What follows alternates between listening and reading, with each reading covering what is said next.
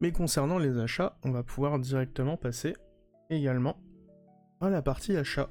Je vous ai dit que ça allait être un stream assez court aujourd'hui, parce qu'il y a vraiment eu peu d'actu.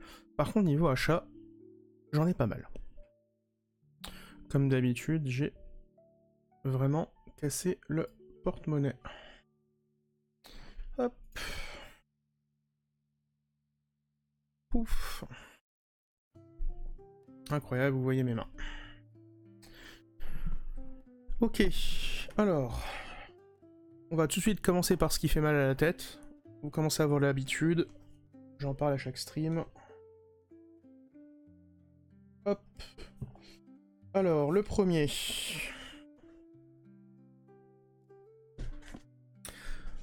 Hop. Alors, on va remonter ça. Ok. Et tout qui se casse la gueule derrière. Le premier, c'est le miroir du merveilleux.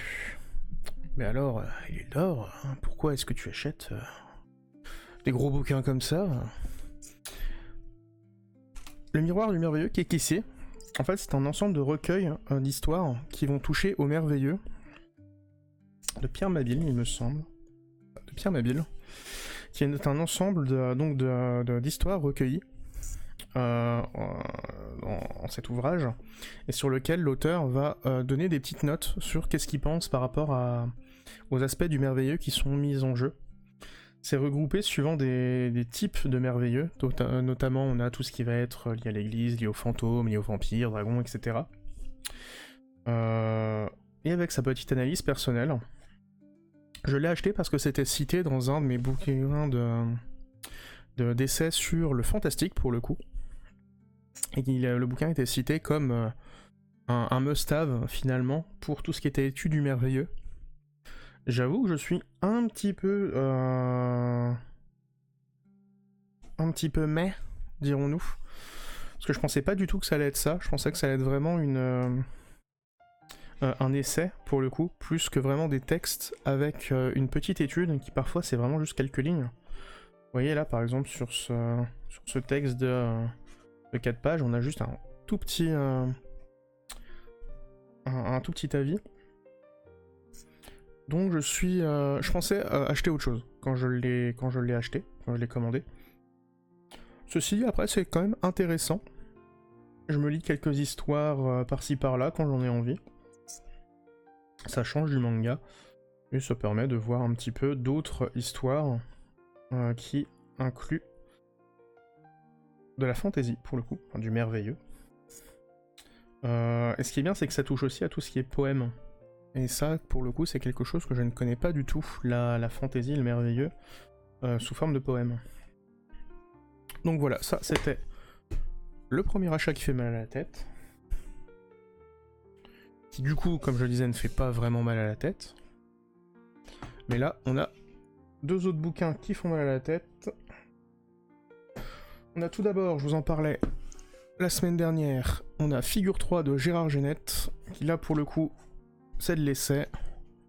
C'est sur de la narratologie.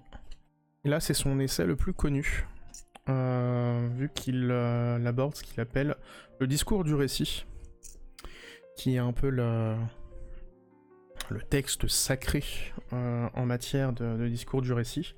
Et je vous en ai parlé la semaine dernière parce que j'avais acheté le nouveau discours du récit, qui est juste ici, et qui est en fait un peu la mise à jour du contenu de discours du récit qui est dans Figure 3. Donc je vous avais dit que je l'avais acheté, donc maintenant j'ai les deux, et je vais pouvoir potasser ça tranquillement. On voit que c'est de très très vieilles éditions pour le coup chez Seuil Poétique. Mais ça fait plaisir d'avoir pu les choper, et surtout de leur avoir donné une seconde vie. Parce que c'est de l'occasion, de la très vieille occasion. Et je pense que sinon ça aurait fini dans une poubelle, ce qui serait dommage pour de la connaissance. Et enfin, j'ai réussi à choper pareil, un peu sauvé du décès. Système de la bande dessinée de Thierry Grotstein. On en a aussi parlé la semaine dernière, quand je vous ai présenté ce bouquin, qui est l'univers des mangas.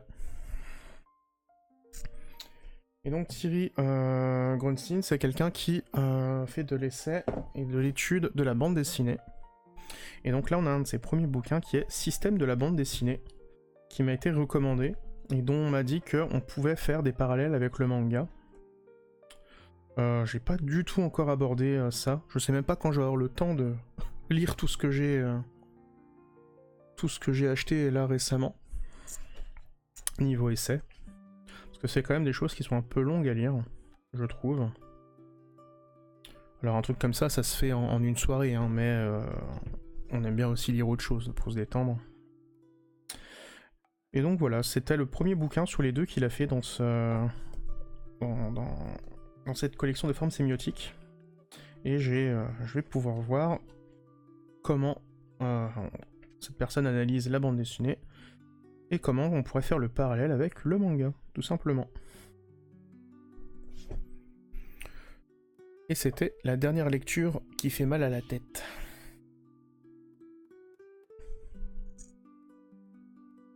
Mais ce n'est pas les seuls grands formats que j'ai pris. Car on va aborder les derniers grands formats que j'ai achetés. Hop. Et tout simplement l'intégrale de l'abomination de Dunwich. Alors que j'ai pas encore pris le temps de lire. J'ai même pas pris le temps de retirer les codes barres à l'arrière, pour être honnête. Je me suis un peu dépêché parce que je voulais absolument la médaille nulle de Kiwin que j'ai eue. Donc célèbre... hop, on va mettre celle-là. Célèbre nouvelle de Lovecraft, qui est donc adaptée encore une fois par Watanabe en manga. C'est toujours aussi beau. L'abomination de Dunwich, c'est une des nouvelles les plus connues, les plus réutilisées. Et j'ai très très hâte de pouvoir la redécouvrir au travers du trait de Watanabe. Vivement le coffret, oui, vivement le coffret, en effet. Ceux qui les font, ce serait bien. Ceci dit, je crois que j'ai un doute sur le fait qu'ils aient fait un coffret pour les derniers. Je crois qu'ils sont un petit peu en retard sur leur coffret quand même. Hop. Alors voilà, il y a des fesses, incroyable. Les doubles pages sont toujours aussi magnifiques, mais toujours aussi gâchées par la superbe reliure pour le coup. Mais là, c'est dommage typiquement de pas pouvoir profiter un maximum des belles doubles pages. Là, le volume 2. Pareil, les couvertures en cuir, là, on peut peut-être le voir. Voilà, qui prennent toujours aussi tarif par contre hein, dans les transports. Hop. Donc voilà, toujours aussi beau. Bon, je vais pas trop vous spoiler non plus. Hein. Voilà. C'est vraiment, vraiment, vraiment beau. J'adore Watanabe de toute façon. Je trouve qu'il rend vraiment bien hommage à l'univers de Lovecraft, à l'épouvante de Lovecraft. Et je pense que c'est un must-have, comme disent les jeunes. On ne parle pas de must-have ici, mais je pense que c'est une très très bonne lecture, notamment quand on s'intéresse à l'épouvante et à l'horreur. Et bon, je vais peut-être faire ma outtake ici, mais je pense que ça vaut 1000 fois un Junji Ito, qui n'a jamais su faire une histoire cohérente et intéressante. Hop. Alors que Lovecraft, c'est vraiment vraiment bien. Et en plus, c'est sublimé par un trait incroyable. Hop. C'est les mangas que je recommande toujours. Ouais, en plus, ça passe pour des personnes qui sont pas lecteurs de manga. Et ça, c'est cool. Il y a que le chien qui a pas de coffret et Dunwich. Dunwich, c'est normal, du coup. Mais le chien, je savais pas. Enfin, le molosse, je savais pas qu'il y avait pas de coffret. Peut-être qu'ils vont faire un coffret avec les 4, ce serait pas mal. Alors, la suite des achats. Hop. Comme je le disais, j'ai acheté Chibi Maruko-chan, le premier tome. Alors je me suis fait surtout avoir, on va pas se le cacher. Je me suis fait influencer. Des personnes en qui je partage pas mal les goûts m'ont dit tu devrais l'acheter, ça devrait te plaire. On peut voir, j'ai pas lu encore des masses, je suis même pas arrivé au moment où on n'est plus sur Maruko-chan, justement, qui est à peu près vers la fin. Bah moi je suis pas sûr de continuer la série. Comme je disais, j'ai pas lu beaucoup pour le moment. Mais c'est un type de narration qui moi me plaît peu, finalement. J'ai du mal avec le narrateur. Alors c'est une biographie. Je vais montrer un truc ici apparemment. Ouais voilà. C'est un type de narration en fait où c'est le narrateur, vu que c'est une biographie sur le début, le narrateur va dire, va expliquer en fait ce qui s'est passé, et tout en commentant les faits et gestes de ses personnages, dont l'un qui est inspiré d'elle quand elle était jeune. Et vraiment ça donne un aspect, c'est peut-être dur de dire ça, mais un aspect boomer, un peu un passé idéalisé, une enfance idéalisée, qui me plaît pas du tout. J'aime bien par contre certains gags, je trouve ça rigolo. Le trait, bon, je savais dans quoi je m'engageais quand je le lisais, donc ça c'est pas un souci. Même si c'est pas forcément le trait qui moi me plaît. Et je me suis dit, allez, je fais abstraction de ça. Trait qui en plus marche très très bien je trouve, pour ce type d'histoire. Je me suis dit, allez, je tente, voir ce que je vais en penser, je préfère lire moi-même. Et c'est pas quelque chose que je vais continuer, je pense. On m'a dit du coup que le premier tome était un peu autoconclusif, donc peut-être que je vais juste garder le premier tome. Et c'est très bien de pousser les éditeurs à avoir ce genre de manga. Donc c'est pas une tristesse non plus de l'avoir acheté.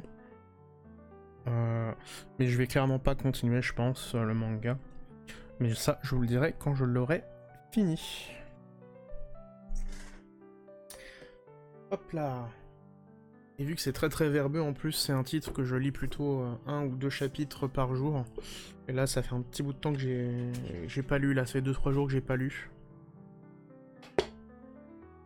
Donc je peux pas vous en dire plus que ça, malheureusement. Mais je sens que c'est un titre que je vais pas garder, en tout cas.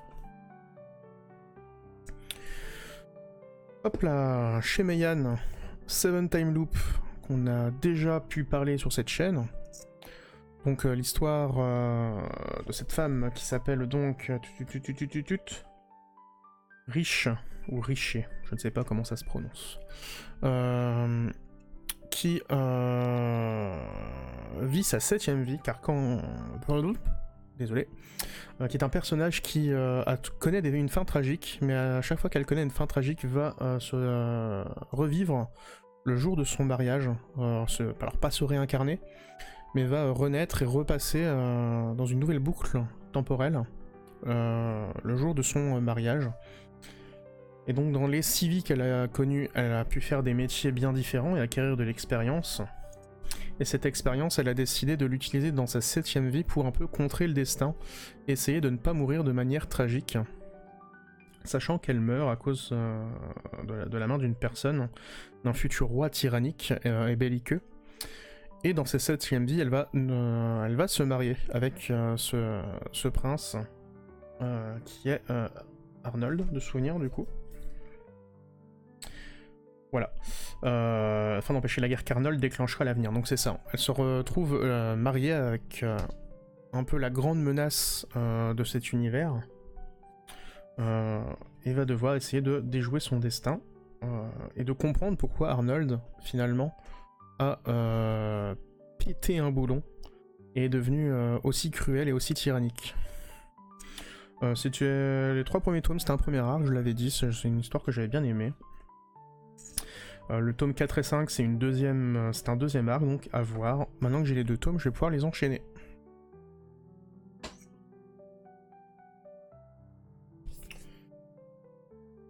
Ensuite, Arte, le tome 19, Keiō Kubo. Donc comme je disais, là, il y a 2 semaines, on arrive sur la fin. Là on est vraiment sur... on sent sur un dernier arc. L'auteur, il me semble que c'est un auteur, a annoncé qu'on arrivait également sur la fin. Donc ça devrait être fini en 20 ou 21 tomes en théorie. Et on suit l'histoire d'Arte, qui est donc une aristocrate, qui décide de faire carrière dans la peinture, chose qui n'est normalement pas possible dans l'Italie de la Révolution. C'est vraiment un métier d'homme, ce qui est très mal vu, et on a suivi donc pendant 18 tomes, son ascension en tant que peintre, sa reconnaissance, et des intrigues politiques dans lesquelles elle a été emmêlée. Et intrigue qui continue sur ces derniers tomes, où on part dans un scénario de guerre, où Venise... Venise ? Non, c'est Florence, je sais plus. Florence. Où Florence est en proie à la guerre et à l'invasion. Et Arte va devoir retrouver son ancien maître, maître qu'elle l'aime, tout simplement. Donc sur fond de romance, de peinture et de guerre pour ces derniers tomes. Il y a des longueurs sur les premiers tomes, mais c'est une série qui reste quand même correcte dans l'ensemble, et qui, je pense, a le mérite d'être lue. On va enchaîner chez Komiku, toujours, avec le Bastion de l'Alchimiste, dernier tome. Alors pour le coup, j'avais lu que le premier tome, ça date un petit peu. Donc là, je vais relire les 3 tomes, je vais pas pouvoir vous en dire plus que ça. Voilà, le trait un peu classique, c'est du slice of life un peu rigolo, pour le coup. On n'est pas dans le piège de certains mangas qui sont sortis récemment où on te dit que c'est un slice of life mais c'est vraiment purement que de l'action. Sous couvert qu'il y a un chat mignon, on te dit que c'est un slice of life. Ceux qui savent, savent. Mais voilà, manga bon, qui est classique dans le trait actuel. Et qui bon, avait un bon premier tome, sinon je l'aurais pas continué. Et donc là je vais pouvoir au moins relire le synopsis du premier tome et peut-être le dernier chapitre et enchaîner sur les 2 derniers tomes, et pour finir cette série en 3 tomes. Donc, c'est une mag comiquerie, ça sort chez Magcomi au Japon, magazine de prépublication en ligne. C'est un magazine que Komiku a l'habitude de piocher dedans pour sortir des titres. C'est un peu leur fer de lance en ce moment, ils raclent un peu les tiroirs, c'est très péjoratif de dire ça, mais ils raclent un peu les tiroirs du Magcomi pour sortir des titres, et peut-être qu'ils sortiront Colori, Colore, Creare, que j'attends impatiemment. Également le tome 12 de Minuscule, donc toujours ce Slice of Life Fantasy, un Iyashike, où on suit l'histoire de 2 personnages qui vivent dans une forêt, un peu comme Arthur et les Minimoys finalement, cette vie très en forêt, une vie miniature, d'où le nom Minuscule, où on suit leurs péripéties dans cette forêt peuplée de petits êtres et d'animaux qui peuvent parler. C'est superbement dessiné pour le coup, je trouve. Il y a vraiment une patte graphique, ne serait-ce que dans les personnages très chibi, et même l'humanisation des animaux est très bien fait, et les décors, quand il y a des doubles pages, elles sont vraiment magnifiques. Moi, c'est un manga que j'aime vraiment beaucoup, et donc je suis très en retard dans ma lecture. On avait une double page là, il me semble. Non, on a juste une page entière. Mais c'est une loutre très jolie. Ou une belette. Ou quelque chose du genre.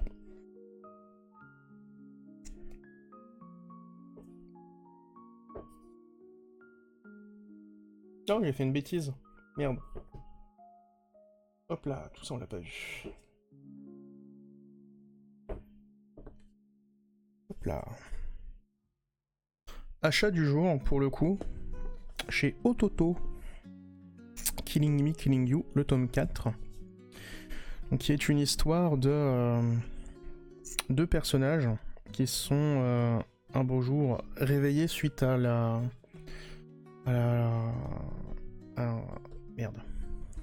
un météore qui s'est écrasé sur Terre. Ils se sont rendus compte qu'ils sont pris les débris de ce météore et sont devenus immortels. Et leur objectif est de trouver sur cette Terre, dans cet univers, de trouver un moyen de mourir, tout simplement. Et donc on suit leur pèlerinage pour trouver un moyen de se suicider, finalement.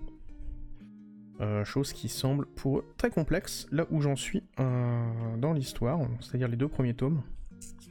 J'ai le tome 3 qui traîne, je viens d'acheter le tome 4, c'est une série qui sera finie en 5 tomes, et qui se passe dans le même univers que It's My Life, qui sort aussi chez Ototo, dont on n'a toujours pas la fin au bout de 3-4 ans maintenant. Il reste sur les 2 derniers tomes, et où ça nous pète grave les couilles. Pareil, niveau trait, bon, au niveau des personnages, c'est classico-classique. Par contre, il y a des doubles pages de chapitres qui, je trouve, sont superbement illustrées. Hop. C'est pas une double page, mais qui sont bien plus soignés, bien plus travaillés. Et en tant qu'illustratrice, l'autrice est assez reconnue. Et elle a notamment fait une affiche pour Château de Château, que j'ai pas pu avoir malheureusement, parce que j'ai découvert que bien plus tard qu'elle avait fait une affiche. Et ce qui est bien dommage, sinon je l'aurais acheté. Mais voilà, un manga assez sympathique, qui paye pas de mine comme ça, qui sort chez un éditeur dont le monde entier n'a rien à foutre. Mais qui en vrai est une petite histoire très sympathique à suivre, que je vous conseille également.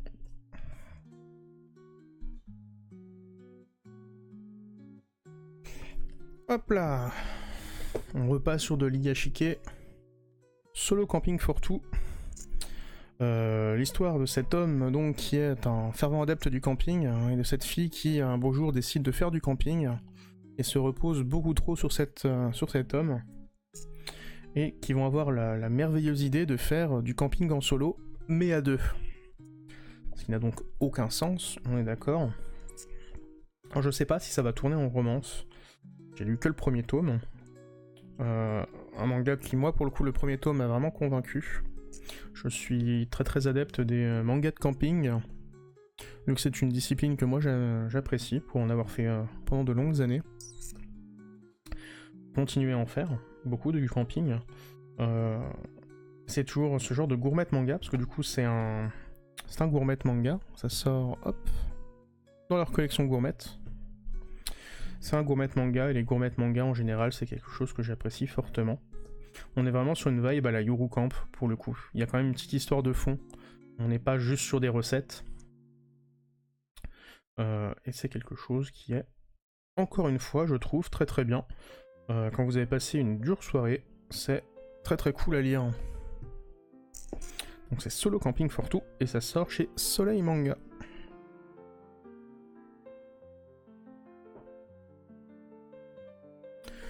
Une fin, pour le coup, chez Pika, le roi démon et moi, et nos 10 enfants. Un isekai où une fille se fait TP dans le but de créer une progéniture au roi des démons de l'univers où elle arrive. Démons que l'on croit tous sanguinaires, etc. Et donc tout le ressort comique du manga se joue sur le fait que cette fille va réussir à donner un véritable sens de l'amour paternel au roi des démons.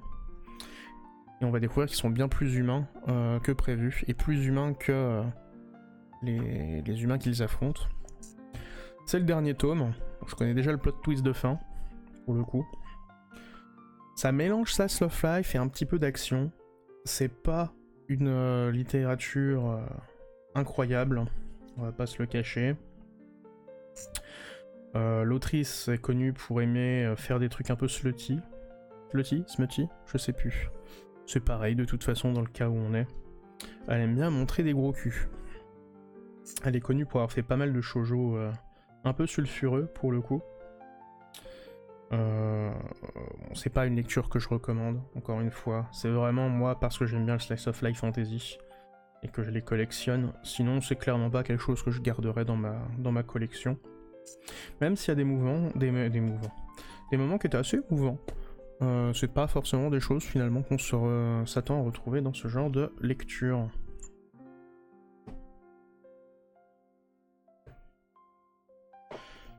Hop là, une autre intégrale que j'ai achetée. Pour le coup, c'est un titre que j'étais passé à côté. Vu que, encore une fois, je lis beaucoup de slice of life fantastique et fantasy. Et c'est un titre qui est pas du tout noté dans les bases de données comme fantastique, alors que c'en est. Il s'agit de... Pouf, Blank Space. qui raconte l'histoire de deux lycéennes qui se rencontrent et qui vont se lier d'amitié, sauf que l'une des lycéennes peut matérialiser des objets invisibles, mais qui vont avoir les formes des objets, comme là vous voyez elle a matérialisé un ballon. Donc le ballon est invisible à l'œil de tout le monde, mais on peut le sentir, on peut le toucher. J'ai découvert ce titre grâce à deux vidéastes qui en ont parlé, donc Survivre la nuit et Capsule Manga, qui ont eu des avis aimés ou pas aimés, suivant les personnes. Moi pour le coup je voulais le découvrir moi-même, et je pense de toute façon que je vais le garder vu que c'est un slice of life fantastique. Mais je suis assez surpris que personne ne parle finalement sur les sites de database de son aspect fantastique, alors que ça a l'air d'être apparemment vraiment au cœur de l'histoire. J'ai donc acheté l'intégrale des 3 tomes. Apparemment la fin est vraiment assez what the fuck, donc j'ai quand même assez hâte de découvrir et de pouvoir me faire cet avis, savoir si c'est bien écrit ou pas. Après je suis très bon public, donc il n'y a pas de raison que je n'apprécie pas un minimum ma lecture.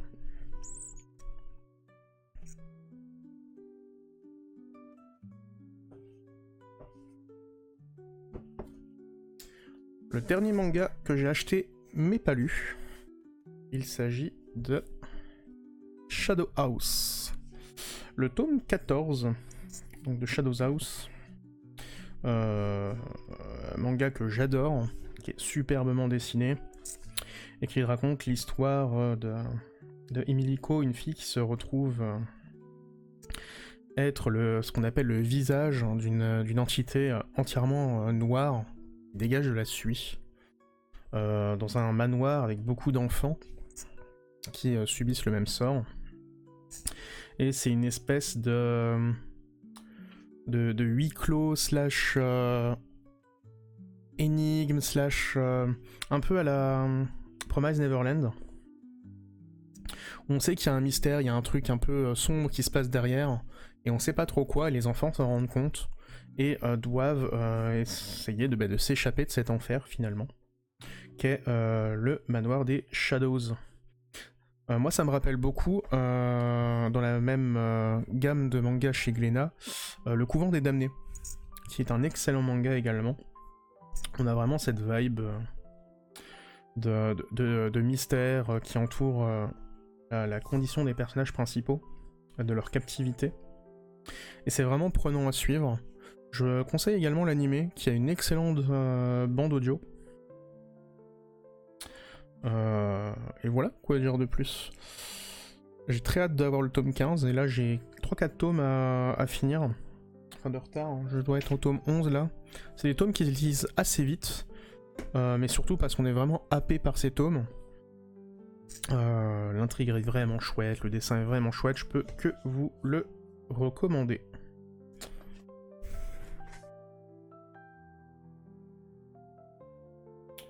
Ensuite, on va passer au tome que j'ai acheté mais que j'ai lu. Donc, je vais juste vite fait vous les montrer, parce qu'on va plutôt les traiter dans la partie lecture. Donc, il y a le premier tome de Smoking Behind the Supermarket with You, de Junichi, chez Big Kana, donc, qui est une histoire d'un salaryman qui a pour habitude de venir toujours à une supérette, toujours à la même caisse pour voir la vendeuse, qu'il trouve mignonne quoi finalement. Et il se retrouve par hasard à aller fumer un soir avec ce qui pour lui est une autre personne, mais qui est en fait la caissière qu'il apprécie. Et on est sur un manga de comique de situation où le salaryman ne sait pas que la jeune qu'il apprécie est en fait la personne avec qui il fume tous les soirs. Et on en reparlera juste après.